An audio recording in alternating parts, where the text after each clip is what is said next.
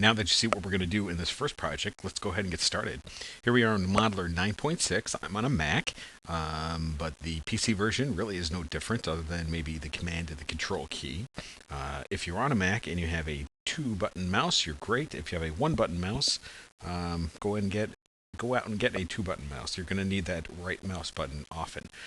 In the meantime, you can hold the command key or the control key on your keyboard to simulate the right button functions. Now, with that said, I'm going to press the A key to fit. And what we're going to do for this first project, instead of building out the cologne bottle as a box and trying to push out the sides, we're going to kind of work the opposite way. And there's a reason for that. So if I draw out a box like this, okay, and basically the rough shape, and I use my right arrow to create just a good amount of segments, something like that. Press the spacebar, turn off the box tool, and then I press F2, which is an automatic center. You can see that it's not facing me. Okay, it doesn't look like anything's there. That is because, and if I go to polygon mode down here, the surface normals face towards the back of the scene. So we're just going to deselect those, press the F key to flip. Now they're facing forward. Now I want to curve these, and in the olden days, I would probably take a few like this, press T and move a few, and then I'd move a few.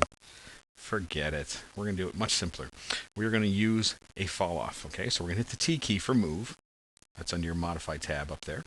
And then we're going to press N to get our numeric panel, which is also right here at the bottom of the screen. And from the fall off drop down, we're going to choose radial. Okay. And with the radial fall off, all you have to do is determine what area you want to fall off. And the way you do that is with the right mouse button. See, right away we're going to need that button. So always good to have a 2-button mouse. And what I'm doing is with the right mouse button in 2 views, setting that range of influence, okay? That's all I have to do. You can move it around just by using the right mouse button and clicking on the center, or just clicking here, okay? Then with the left mouse button, just pull and drag.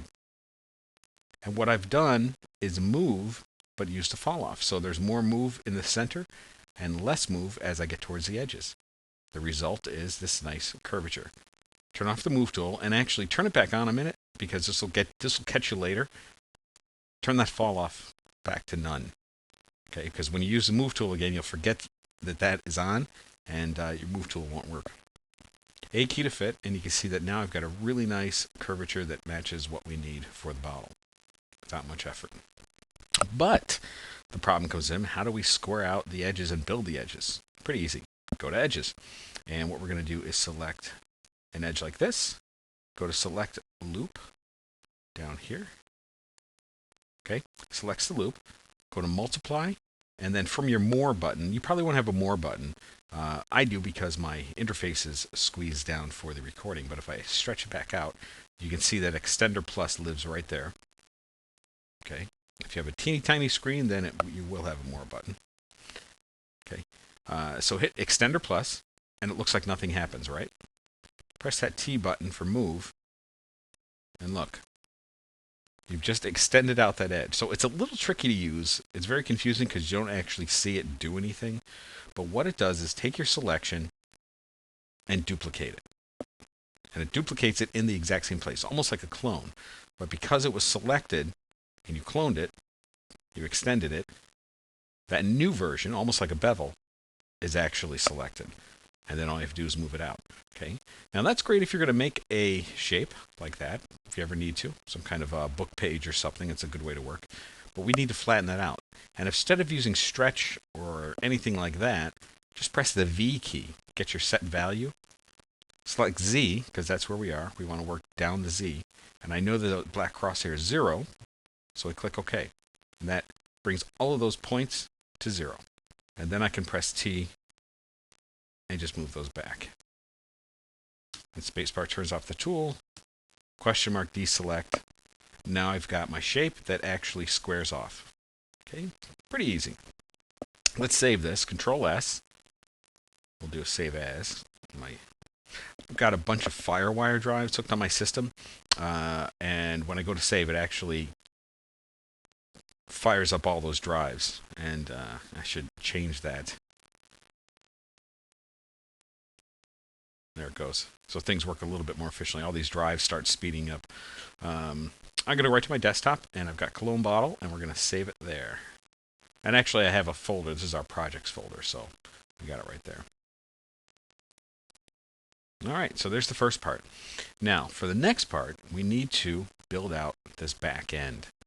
Okay, it needs to actually come up a little bit, square, and then we're going to work with the edges, and then flip the bottle over for the other side. Okay, so we're going to do that kind of the same way. And again, this project is primarily about lighting and scene setup and surfacing more than it is modeling. But hey, why not try and get the most out of it as we can? Okay, so I just did another select loop to select all of that all the way around, and I'm going to press the P key. Makes a polygon from that selection. Now, it's a non-planar polygon. And the reason it's non-planar, if I go to a wireframe shade here, you can see it, is because this flat polygon I just made on the back side here is not made up of 3 or 4 vertices. It's made up of however many points I have here, plus the bottom one. So we've got 23, and then we've got another 23 down here.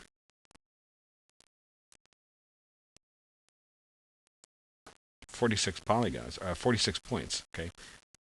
Normally that should be 3 or 4, okay? And what the result is a non-planar polygon. And will that cause some problems? Yeah. So if I select this and I press B for my bevel tool and I click on it, nothing happens, okay? It's because it's non-planar. I can't really see what I want to do. So how do I fix that? Move on to the next video and I'll show you how.